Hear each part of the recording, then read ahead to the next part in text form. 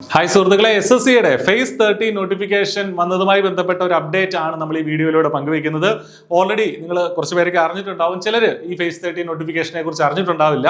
അപ്പോൾ face 30 notification എന്ന് പറഞ്ഞാൽ നമുക്കറിയാം SSCയുടെ CGL പോലുള്ള മറ്റ് പരീക്ഷകളുണ്ടല്ലേ, അതിലൊന്നും കവർ ആവാത്ത ചില പോസ്റ്റുകളിലേക്കുള്ള നിയമനമാണ് ഈ പറഞ്ഞ ഫേസ് 13 റിക്രൂട്ട്മെന്റിലൂടെ SSC നടത്തുന്നത്. അപ്പോൾ ഇതിന് അപ്ലൈ ചെയ്യാതിരിക്കരുത്, കാരണം ഇത് പല ലെവലുണ്ട്. 10ാം ക്ലാസ് ലെവലിലുള്ള പരീക്ഷയുണ്ട്, +2 ലെവലിലുള്ള പരീക്ഷയുണ്ട്, ഡിഗ്രി ലെവലിലുള്ള പരീക്ഷയുണ്ട്. അപ്പോൾ നമ്മുടെ യോഗ്യത അനുസരിച്ച് നമുക്ക് ഏതൊക്കെ പല പോസ്റ്റുകൾക്ക് പല യോഗ്യതകളാണ്. അപ്പോൾ അത് ഏത് വേണമെങ്കിലും നമ്മൾ അപ്ലൈ ചെയ്യുക. അത് സെപ്പറേറ്റ് ആയിട്ടായിരിക്കും പരീക്ഷ നടത്തുന്നതും.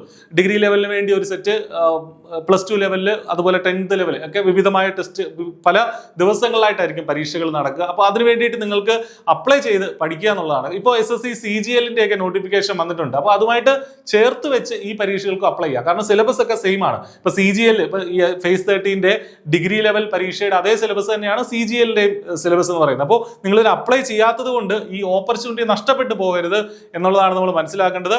അപ്പോൾ ഈ പറഞ്ഞ പല നോൺ ഗസറ്റഡ് തസ്തികകളിലേക്കുള്ള പല ഡിപ്പാർട്ട്മെന്റുകളിലേക്ക്, കേന്ദ്ര സർക്കാർ ഡിപ്പാർട്ട്മെന്റുകളിലേക്കുള്ള നിയമനമാണ്.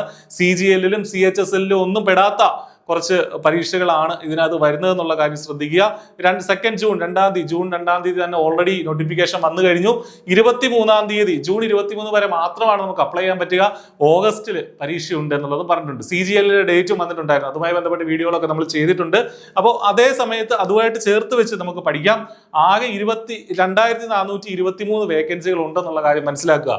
അൺറിസർവ്ഡിന് മാത്രം 1169 വേക്കൻസികൾ, SC ST OBC EWS ഒക്കെ സെപ്പറേറ്റ് വേക്കൻസികൾ ഇവിടെ കൊടുത്തിട്ടുണ്ട് എന്നുള്ള കാര്യവും മനസ്സിലാക്കുക. അപ്പോൾ അതുകൂടാതെ ഈ പറഞ്ഞതുപോലെ laboratory attendant, data entry operator, junior technical assistant, store keeper, scientific assistant, അങ്ങനെയുള്ള ചില പോസ്റ്റുകളിലേക്കാണ് നിയമനം വരിക. അപ്പോൾ 10ാം ക്ലാസ് ലെവലിലുള്ള ആളുകൾക്ക് മെട്രിക്കുലേഷൻ ലെവലിൽ 10ാം ക്ലാസ് പാസ്സായിരിക്കണം. ഹയർ സെക്കൻഡറി ലെവലിൽ +2 പാസ്സായിരിക്കണം. Graduation and above bachelor's degree പാസ്സായിരിക്കണം നിങ്ങൾക്ക് ഇതിന് അപ്ലൈ ചെയ്യാൻ വേണ്ടിയിട്ട്. പിന്നെ ഏജ് റിലാക്സേഷൻ ഉണ്ട്. ആർക്ക് SC ST ആണെങ്കിൽ 5 വർഷത്തെ ഏജ് റിലാക്സേഷൻ കിട്ടും. OBC ആണെങ്കിൽ 3 വർഷം, PWD ആണെങ്കിൽ 10 വർഷം, എക്സ് സർവീസ്മെന് 3 വർഷം, വിഡോസ്, ഡൈവോഴ്സ്ഡ് വിമനൊക്കെ ആണെങ്കിൽ 35 വയസ്സ് വരെയൊക്കെ അപ്ലൈ ചെയ്യാനായിട്ട് സാധിക്കും. യൂഷ്വലി 30 ആണ് ഇതിന്റെ ഏജ് ലിമിറ്റ് എന്നുള്ള കാര്യം കൂടെ മനസ്സിലാക്കുക. അപ്പോൾ നിങ്ങളുടെ മറ്റ് SSC പരീക്ഷകളുടെ പ്രിപ്പറേഷൻ ഒപ്പം തന്നെ ഇത് മുന്നോട്ട് കൊണ്ടുപോകാം, കാരണം വേക്കൻസികൾ ഒരുപാടുണ്ട്. ഒരു ചാൻസ് നമ്മൾ നഷ്ടപ്പെടുത്തരുത്. കൃത്യമായിട്ട് പഠിക്കുക. ഈ വർഷം തന്നെ കേന്ദ്ര സർക്കാർ ജോലിയിലേക്ക് എത്താൻ നിങ്ങൾക്ക് സാധിക്കട്ടെ എന്ന് ആശംസിക്കുകയാണ്. All the best. Thank you.